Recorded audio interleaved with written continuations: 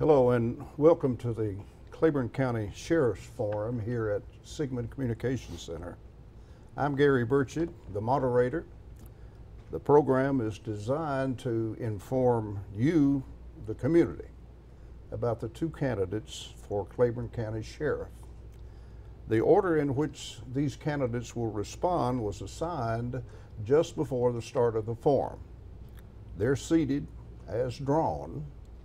As in past forums, the order in which they will answer will rotate accordingly. Here are the rules for tonight's forum. Each candidate will be given 2 minutes for their opening statement, after which I will ask a question.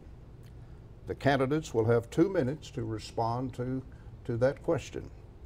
All questions will be a general type question for each of the candidates to answer accordingly. At the end, each candidate will have 1 minute to give their closing statements. Candidates, you need to both remember that this is a forum. The time you use to answer your question is your time. You can respond any way you see fit.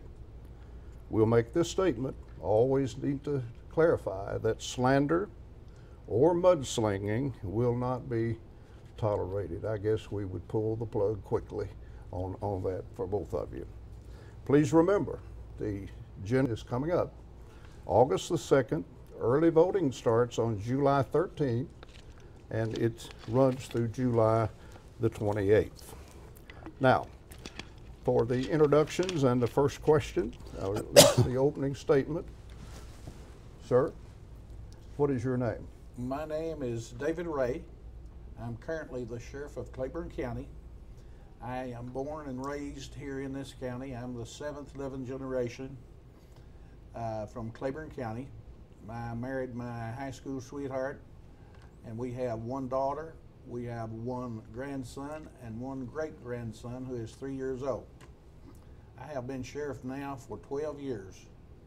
When I came into office, we had a very, very hard time building the department back to standards. As you may know, we had a sheriff that did not want to come to work.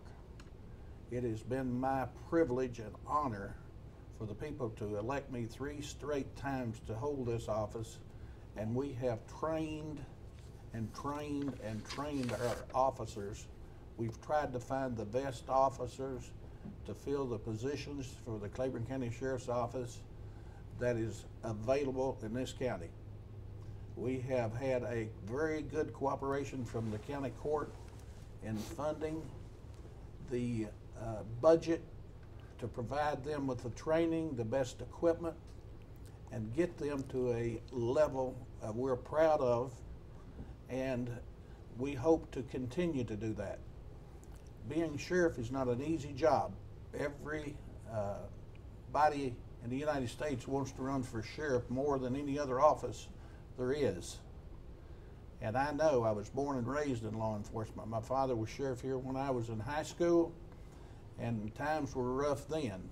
We didn't have long distance, everything was long distance, and the telephones from Tazewell to Harriet. I saw the time when the sheriff in this county did not have radios in their vehicles. So I'm very proud of the things that we've accomplished since I've been sheriff. I'm proud of every person who has worked for me. We've lost some good employees and went on to better jobs, and I've supported that. Thank you very much for having this forum for us here today, Dr. Burchett. Thank you. Yes, sir. To my left, identify yourself and make your opening statement. I am Bobby Brooks. I started my law enforcement career in Hancock County in 1986. I worked as a deputy, sergeant over patrol, investigator the last 3 years as chief deputy, and was involved with the daily operations and management of the sheriff's office, including the jail. 1994, I completed Trooper Academy and was stationed. My duty post was Claiborne County, and I've been here ever since. Married a girl from Claiborne County, Cindy Carter. I have 5 grandchildren. During my time working for the state, I have attended every training I could get because it was free, and I've investigated the whole broad spectrum of crimes and prosecuted. during that time, I have worked all across East Tennessee and Middle Tennessee with other agencies and other departments. I've watched what works and what doesn't work, and how things can be mismanaged and fall apart. I believe in a strong chain of command. When it works, that comes from working with the state all those years. I've recently retired, and I would like to use my knowledge and training to be your next sheriff. Thank you. Our first question has been designed to be answered by each of the candidates, and I will ask simply, I think you are the first person on the draw. No, we're this way. Thank you, sir. The first question, Mr. Brooks, what do you see as the #1 problem facing Claiborne County? Absolutely, it's going to be the drug problem. The drug problem is out of hand. It's not just here, it's across the United States. But it has to be attacked from the street up. You have to have a drug enforcement program put in place. As sheriff, I would bring back and introduce a drug interdiction team and bring back a K-9 to attack this on the street level, work up to confidential informants, and then make your arrest. This is doable, but it's going to be tough work. Mr. Ray? Thank you. There's no doubt about drugs being a #1 problem in our county as well as surrounding counties. I'm a member of the 8th Judicial Task Force with the District Attorney General and the other sheriffs in his judicial district, which is the 8th. We meet every 2 months. We swap their intelligence from other counties, and we work closely with the TBI and the Narcotic Task Force, along with the DEA, and along with the other joining sheriffs in Bell County and in Lee County, Virginia. I'm very proud of how we have taken on the war against drugs. We stopped counting the arrests and convictions at 1,400 people about 4 years ago. I can't tell you the amount, but I can tell you our jails are overcrowded. We would not have to have a jail in Claiborne County if it wasn't for the drug problem. But the drug problems have changed in the past 12 years. It's gone from this pill business to methamphetamine and heroin and, of course, fentanyl. That is killing people. It's killed people in this county, and the legislators, the governor of this state, and the federal government has passed laws that we are now enforcing with the help of the state of Tennessee and of the federal government to stamp out some of this drugs that's coming into Claiborne County from the cartel out of Mexico. I can assure you that you will see more than a dozen indictments if they've not been released from the Knoxville federal courts within the next 2 to 3 weeks. They've already been picked up in this county. My SWAT team assisted the federal and the state investigators pick up 12 about 2 weeks ago, and we are fighting drugs every day. Mr. Brooks, how would you work with other police and law enforcement departments in this area? Absolutely. I've always worked in my whole career to assist any way I can. Working with all first responders and all agencies is very important. Not to overtake or run the show for them, but just to assist them in whatever they ask for. Work with all agencies, state agencies, federal agencies, to assist and provide pretty much whatever they ask for, and to let them know that you're transparent and willing to work and cooperate with them in any way. As trooper, I've done that all across East Tennessee. Worked with other agencies and developed a good rapport with everybody.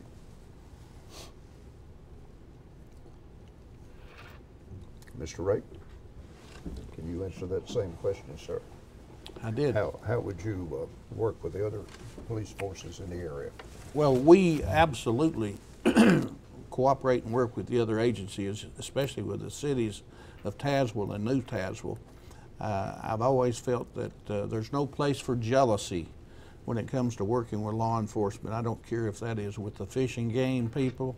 I don't care if it's with the Tennessee Highway Patrol, the DEA, ABC, and the federal government, the DEA, FBI, TBI. We have a very good relationship with the other agencies and have been successful. We have many convictions in the past 5 years that has sent the people to the penitentiary for over 30 years. When you start convicting people and they're spending federal time at 20 and 30 years, you're getting into some of the hardcore people that are dealing drugs. Now, Claiborne County is not equipped to go after some of the bigger guys because of the connections they have outside the state of Tennessee and outside the United States of America. But with that cooperation and sharing intelligence with DEA officials, with the FBI officials, ABC and other state and federal agencies that we know and work with, and they have the confidence in us, we provide them often with informants. I personally don't work informants. I give those that I set up to my narcotics division. I never ask who they have bought narcotics from until the operation is complete. When it's complete, we go to the grand jury and indict them, and when we go to arrest them, that's when I ask, who have we caught? But I give them information every day about narcotics and have my narcotic division meet to share that intelligence with other agencies when it leaves our county. Mr. Brooks, you know this is a big county. Absolutely. And it stretches east and west a great deal. How would you police this county and stay within your budget effectively? First off, you'd have to work in zones. And that deputy would work in that zone to cut down on response time and to patrol the back roads. And if they work in that zone, they work by themselves. And if they need backup, they'll just have to radio in and get backup. But I think as big as this county is, that's very important. And I've been all over the county talking to people, and they're upset because they never see a patrol car. And that is one way to alleviate that problem. If they do the zone defense and cover as much as they can, and also do property checks again. That was very popular in days past. And work with the community and do community policing and just look at the surroundings and look at the vehicles and the four-wheelers and Mr. Smith's yard. And if there's somebody around that area, I mean, just get back to basic community policing. That's what I've always done, and it's what I will continue to do. Okay. Mr. Wright? Community policing is absolutely necessary to obtain information and intelligence and try to determine who is involved with your next door neighbor. Nobody wants a drug dealer living in their backyard. Zone patrolling works in some areas. It works in the cities better than it does the counties. Every year that I have been sheriff, we're averaging about 24,000 to 25,000 calls that we answer. We answer every call that comes in 911, regardless if it's an accident, regardless if it's a reckless driver, if it's a barking dog. I don't care what it is, that case is open and we answer that call until the officer completes it and comes back to 911 and says that call has been taken care of with an arrest or with the offense report. And I'm telling you today, it takes money and plenty of equipment. And the way we have our schedule set up in our county today is I keep a roving sergeant to supervise 4 cars that's available, 2 on the south side of the river, 2 on the north side of the river. Now you may call that zoning if you want to, but I try to get our officers in a location to where they can respond within 10 to 15 minutes to any location north or south of the river unless it's in Clearfield. And we take those calls in Clearfield as well. I want to be nearby when we have these tragic events where EMTs are called, accident scenes and suicides and all these other things.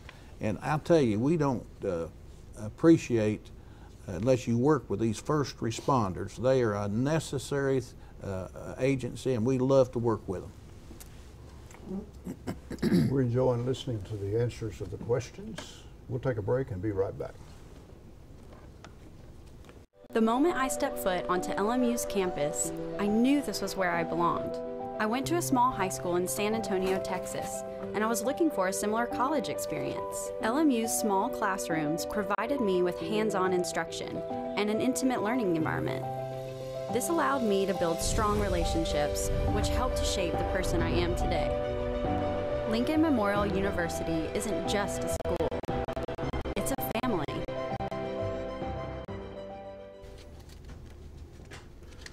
We are interviewing our two candidates for sheriff of Claiborne County.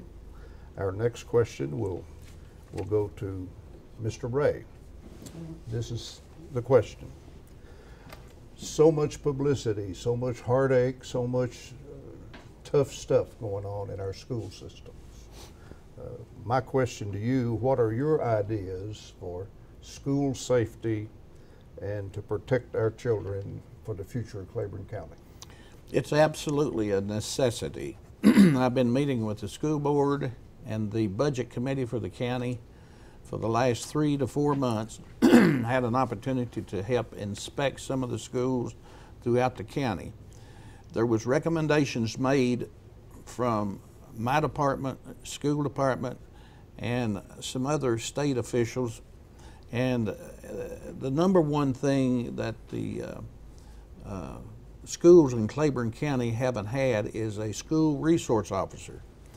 That recommendation has been made to the budget committee. The budget committee has made that recommendation to the county executives, the county court members. That vote will be coming up. The first vote was 100% from every elected county commissioner, I think, but the final vote will be coming up in a few days. They have funded 12 officers for the next sheriff to train and to provide equipment and a car and get them in every school in our county. It is a must that we provide a safe environment, teaching environment, and a learning environment for our kids of this county. You know, just a few days ago there was a shooting up in Maryland. Terrible. And you read every day about a shooting around a school and churches.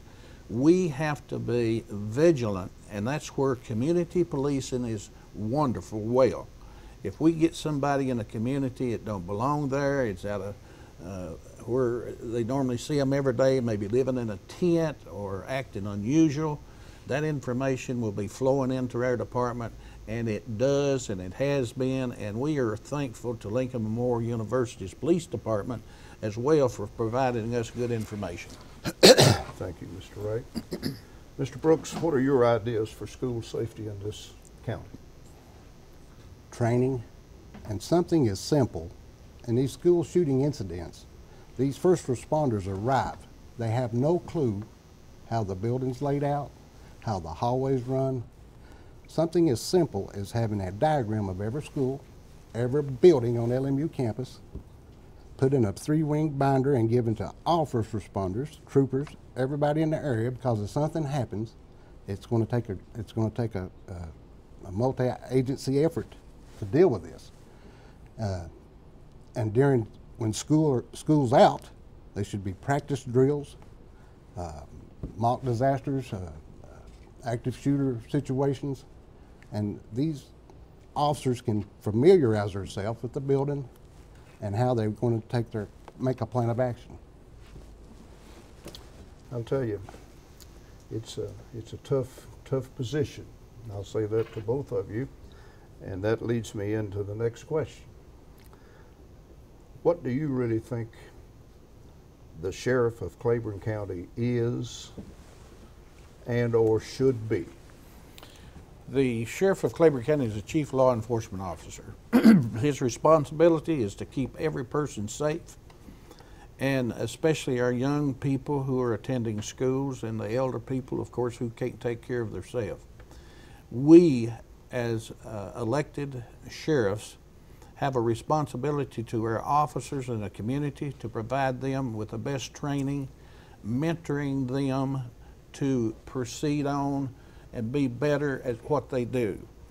I am so proud of some of the ones that have left us for more money. We have one that I lost to the TBI as a special agent, lost one to the Alcohol Beverage Commission as a special agent, lost one to Parole Division, lost one to the Tennessee Corrections Institute inspection, and I lost one today, last night, to the city of Tazewell. I don't know how many has gone with the Tennessee Highway Patrol, but I can tell you that the people that are working for me, David Honeycutt, he's my chief investigator. Wayne Lee is my chief deputy and administrative assistant. I have people like Lynn Bailey, who has a big responsibility. These people are mentors to these young people coming aboard. We have a total of 202 people in the sheriff's department today working in the jails and working on the roads, and it takes experience as well as their education, and we look ahead of time for that education and try to get them out of the jail to make them road officers if they have that ambition and have shown that they want to stay in law enforcement. Now, we're losing those people because they're going on to better jobs, but it's the sheriff's responsibility to keep everybody safe and try to be a mentor to our younger officers and work with every agency there is. Mr. Brooks? The sheriff of a county is, like he said, the chief law enforcement, and that is for everybody. That's for the people in Clarfield, the people in Springdale. That's countywide. From all economic backgrounds, that's the person that people want to talk to, that's the person who is responsible to the people, to see that they're protected, to see that their burglary is being worked on and solved, to protect the schools, to run the jail, which is the biggest responsibility of all, to provide resources to other agencies and community projects and community foundations, and be held accountable and run a transparent government is the way that's what I would be if I was sheriff. That's how I would do it. Okay, thank you. We're going to take a break and we'll be back with our closing statements. LMU's campus, I knew this was where I belonged. I went to a small high school in San Antonio, Texas, and I was looking for a similar college experience. LMU's small classrooms provided me with hands-on instruction and an intimate learning environment. This allowed me to build strong relationships, which helped to shape the person I am today. Lincoln Memorial University isn't just a school, it's a family. Welcome back to our Sheriff's Forum. We are now ready for our closing statements, and we will have each candidate will make a 2-minute allotment for them to make their closing. We will start with Mr. Ray. Thanks very much for having me here and my opponent. Being sheriff of Claiborne County has more liability than any other office that's been elected to in Claiborne County. Running a jail, which today our jail is running about 260, 240 people. We're only certified for 210. In order to bypass and not get into federal court for the overcrowdedness, we have these boats, they so-called, with a mattress in them to keep them off the floor. But you have to understand the Constitution if you're a sheriff or a chief law enforcement and you provide the leadership and the management ability with the budget being $5,900,000 each year. I have been a leader since I've been sheriff. I have tried my best to provide the management abilities. I know the 8 years that we kept federal prisoners and state prisoners, the Sheriff's Department turned in over $12 million that went into our budget, in the county budget, general fund. That money did not come back to the Claiborne County Sheriff's Department as a earmark fund for holding those prisoners. But I have the experience, I have the management ability, and I want to be the sheriff for the next 4 years. You elect me the sheriff for the next 4 years. I ask you to vote for me and support me in this election and get out and vote early. Early voting begins this Friday. It will go on for 2 weeks. And I hope I see you somewhere on the road between now and then. And thanks again. If I did not see you during the campaign, good luck and God bless. Thank you, Mr. Ray. Mr. Brooks?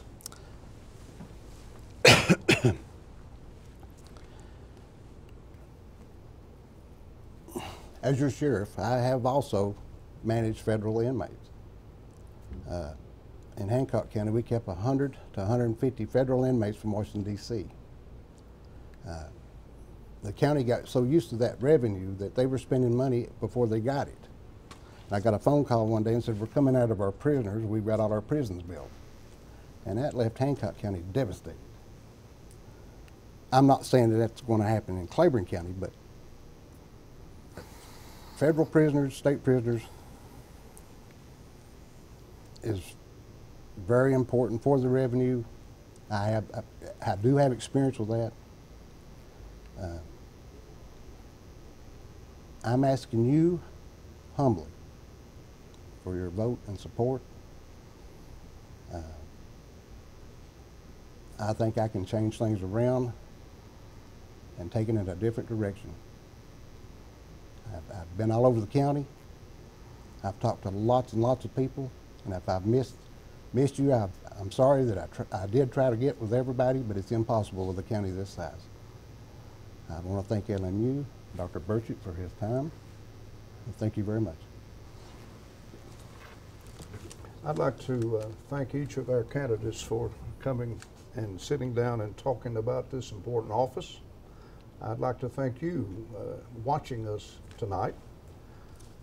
We are going to be starting early voting this coming Friday. It will run from July 13th through the 28th. Election Day is on August 2nd. And I want to remind you on several things. Please don't forget us here at Sigmund. Election night coverage will be on LMU TV. LMU Community TV 740 AM, WCXZ, and 91.3 FM WLMU. Now it's important for you to understand this presentation. The first showing will be tomorrow night at 5 o'clock on channel 24 and channel 19. And then it will also re-air on channel 4 at 5:30. That will continue each Tuesday and Thursday evening until election. Channel 24, channel 19 at 5 o'clock tomorrow and Tuesdays and Thursdays, and then 5:30 on channel 4.